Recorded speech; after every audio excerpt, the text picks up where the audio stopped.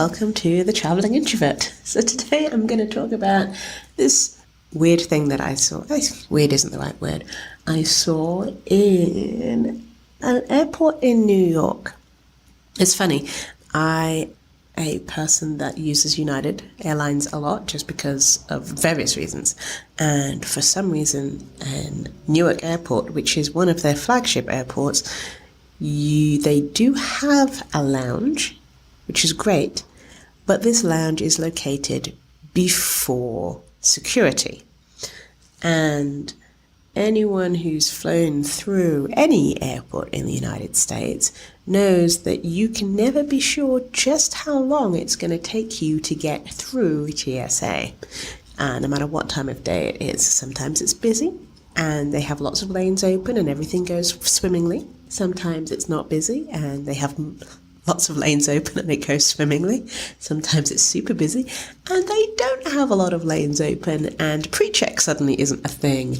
And maybe it's a hot travel season where there's lots of families and moms and people who don't travel that often, so don't know, do they take off their shoes? Do they leave their shoes on? Do they take out their laptops? Do they take out various things? And so sometimes things can take a little longer.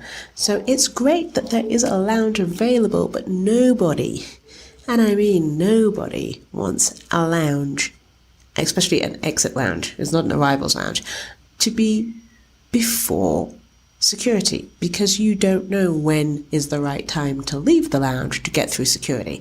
Sometimes you'll arrive too early, sometimes you'll arrive too late, sometimes you might even miss your flight. You just don't know. So it's great that there is a lounge available, but it was before security.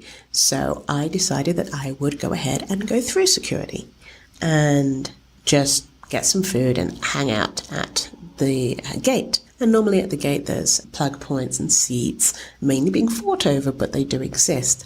And as I was walking along, I saw this thing called a Jabbrrbox. And that's Jabbrrr box. And no, they're not paying me. There's no affiliate links or anything of that nature. This was just something that I came across. And it looked like a booth, appeared to have a small table in there and some other things. But they were offering it for free. And the funny thing is, a couple weeks ago, I saw an article saying the one thing that introverts will love about this airport is this thing. And this was after I'd seen it. So apparently the angle of this article was that introverts might not like lounges because they're not private enough. And because normally there's big spaces, you have to put your bags somewhere, you don't always keep an eye on them when you go to the bathroom or when you go and pick up food or a drink, and you might not know what the rules are. Some lounges you have to pay for. And so their premise was these Jabbrrboxes are private, only one person can fit in there. And you can nap, you can do work, you can do whatever it is that you need to do in an airport without having to deal with other people. It's the equivalent of very big noise-cancelling headphones along with a small room, like a telephone box, but that you can sit down in.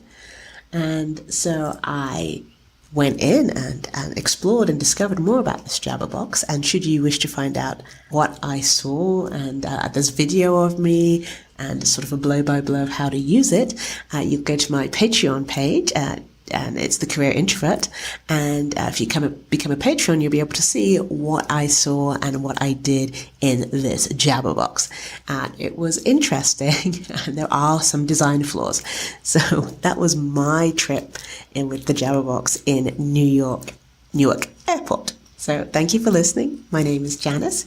Should you have any questions for me, please email me at janice@thecareerintrovert.com. Have a great rest of your week.